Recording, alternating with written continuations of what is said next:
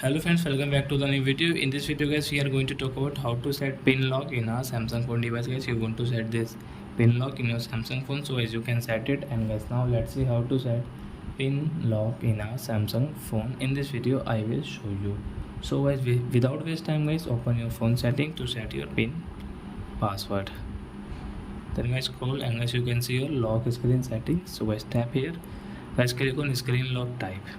Guys, click on pin, and as you can see this notification. Remember this pin. If you forget it, so you will need to reset your phone and all data will be erased. So I don't forget your pin. So guys, 1 2 3 4 example for guys I am telling you, and guys continue, and guys don't do any mistake here guys, otherwise guys, you will have to take risk.